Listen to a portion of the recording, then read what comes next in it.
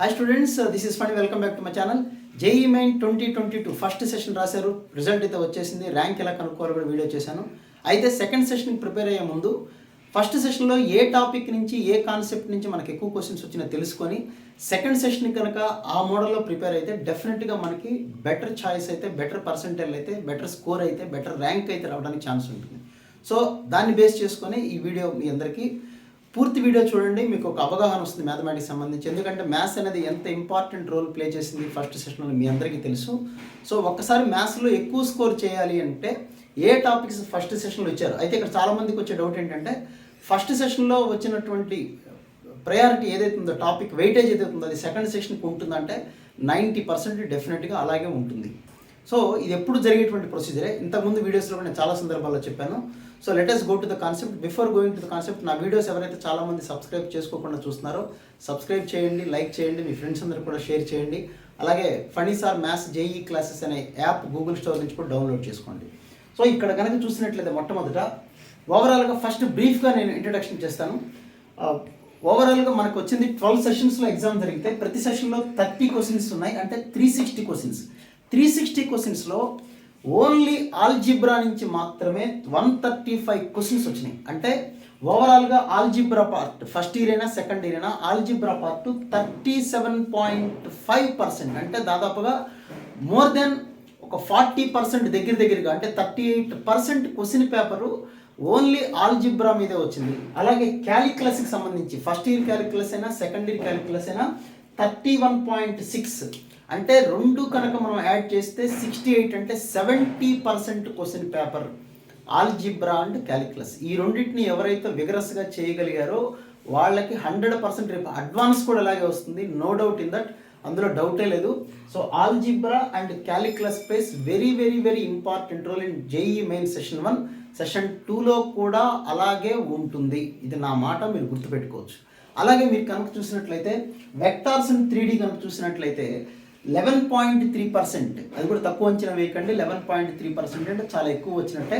అలాగే ట్రిగ్నామెట్రీ అయితే 6.1%, అలాగే జామెట్రీ అయితే 13%. అంటే మనకున్నటువంటి 360 క్వశ్చన్స్లో 135 క్వశ్చన్స్ ఆల్జిబ్రా వచ్చింది. అయితే ఆల్జిబ్రాలో ఏ టాపిక్ చేయాలంటే మనకు జరిగింది 12 సెషన్స్, ఆ మాట గుర్తుపెట్టుకోండి. 12 సెషన్స్లో ప్రోగ్రెషన్ నుంచి 17 క్వశ్చన్స్ వచ్చినాయి. అంటే ప్రతి క్వశ్చన్ పేపర్లో ఒక క్వశ్చన్ లేదా 1.5 క్వశ్చన్. 1.5 క్వశ్చన్ అంటే హాఫ్ క్వశ్చన్ ఉంటుందని నా ఉద్దేశం కాదు. కొన్ని సెషన్స్లో 2 క్వశ్చన్స్ కూడా వచ్చినాయి నాకు.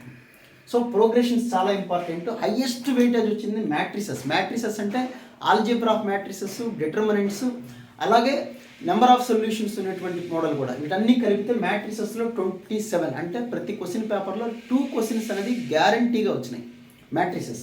అలాగే బైనామిల్ థియరం, ఇది కూడా కొన్ని సెషన్స్లో 2 క్వశ్చన్స్ వచ్చినాయి. ఓవరాల్గా 12 పేపర్స్ జరిగితే 15 క్వశ్చన్స్ వచ్చినాయి. అంటే ప్రతి సెషన్లో గ్యారంటీగా ఒక క్వశ్చన్, కొన్ని సెషన్స్లో 2 క్వశ్చన్స్ కూడా వచ్చినాయని అర్థం. అలాగే పెర్ముటేషన్ కాంబినేషన్, ప్రతి క్వశ్చన్ కూడా ప్రతి సెషన్లో కూడా, అంటే ప్రతి క్వశ్చన్ పేపర్లో ఒక క్వశ్చన్ అయితే ఉంది.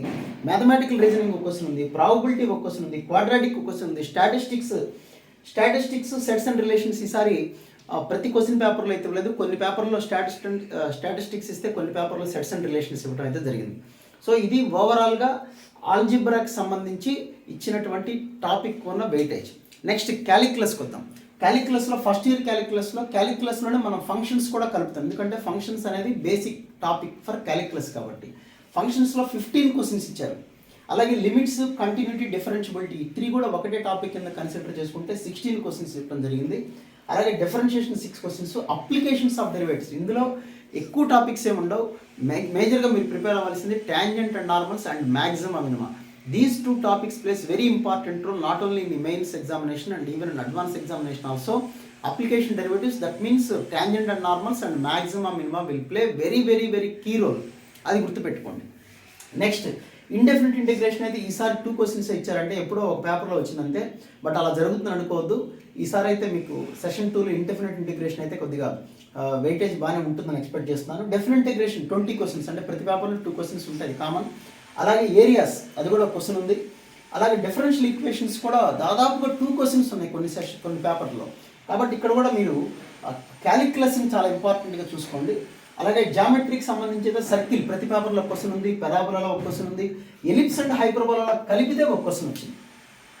కాబట్టి మీకు సెకండ్ ఇయర్ కనుక జామెట్రీ కనుక కరెక్ట్గా చేయగలిగితే, అది కూడా కానిక్స్ చేయగలిగితే చాలు, డెఫినెట్గా మీకు యూసేజ్ ఉంటుంది. అంటే కానిక్స్ని ఎప్పుడు కూడా మీరు ఇందులో అప్లికేషన్ డెరివేటివ్స్లో ట్యాన్ నార్మల్స్తో కలిపి చేస్తే మీకు గ్యారంటీగా 2 క్వశ్చన్స్ ఉంటాయి. అలాగే ఫస్ట్ ఇయర్కి సంబంధించిన స్ట్రైట్ లైన్లో 9 క్వశ్చన్స్ ఉన్నాయి. అంటే దాదాపుగా ఇది కూడా ప్రతి సెషన్కి ప్రతి క్వశ్చన్ పేపర్ కూడా ఒక క్వశ్చన్ వచ్చినట్టు అనమాట. అలాగే వెక్టార్స్ అయితే 16 క్వశ్చన్స్ వచ్చినాయి. 3D అయితే 25 క్వశ్చన్స్, అంటే ప్రతి క్వశ్చన్ పేపర్లో 2 క్వశ్చన్స్ వచ్చినాయి. అలాంటి టాపిక్స్ చాలా తక్కువగా ఉన్నాయి, 2 క్వశ్చన్స్ వచ్చినవి. అది కూడా మళ్ళీ లాస్ట్లో మీతో డిస్కస్ చేస్తాను. సో వెక్టార్స్ 3D కలిపితే 41, అంటే చిన్న టాపిక్స్ 3D అంటే అందులోంచి 2 క్వశ్చన్స్ గ్యారంటీగా వస్తున్నాయంటే మీరు ఎక్కువ ఇంపార్టెన్స్ ఇవ్వచ్చు, అందులో ఇబ్బంది ఏం లేదు. అలాగే ట్రిగ్నామెట్రిక్ రేషియోస్ అయితే ఒక 7 క్వశ్చన్స్ వచ్చినాయి. అలాగే ఇన్వర్స్ ట్రిగ్నామెట్రీ 7 క్వశ్చన్స్ వచ్చినాయి. ఈక్వేషన్స్ అంటే జనరల్ సొల్యూషన్స్ అంటాం, 7 క్వశ్చన్స్ వచ్చినాయి.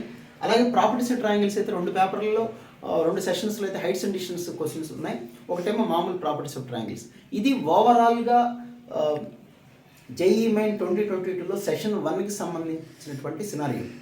సో మీరు సెషన్ 2కి కాస్త జాగ్రత్తగా ప్రిపేర్ అయితే ది బెస్ట్, బాగుంటుంది. దీని ప్రకారం ఇస్తారంటే ఒక టాపిక్ ఇక్కడ చూడండి, ఇండెఫినెట్ ఇంటిగ్రేషన్కి ఈసారి కాస్త వెయిటేజీ పెరిగి లిమిట్స్లో కొద్దిగా తగ్గచ్చేమో, లేకపోతే ఫంక్షన్స్లో తగ్గచ్చేమో. బట్ ఓవరాల్గా క్యాలిక్యులస్కి అయితే 30% క్యాలిక్యులస్ ఉంటుంది, 35% ఆల్జిబ్రా ఉంటుంది. ఈ 2 కనుక మీరు ప్రిపేర్ అయ్యి in addition to that 3D ఒకటి చూసుకోండి. తర్వాత మీరు ట్రిగ్నామెట్రీలో ఇన్వర్స్ ట్రిగ్నామెట్రీ జనరల్ సొల్యూషన్స్ కనుక చూసుకున్నట్లయితే డెఫినెట్గా మీరు 25 క్వశ్చన్స్లో అట్లీస్ట్ 18 to 22 క్వశ్చన్స్, 18 నుంచి 22 క్వశ్చన్స్ అయితే డెఫినెట్గా ప్రిపేర్ అవ్వచ్చు. ఇది నేను చెప్పాలనుకున్న మాట. 2022లో ఫస్ట్ సెషన్ నుంచి మ్యాథమెటిక్స్ సంబంధించి మీకు ఇచ్చినటువంటి వెయిటేజ్.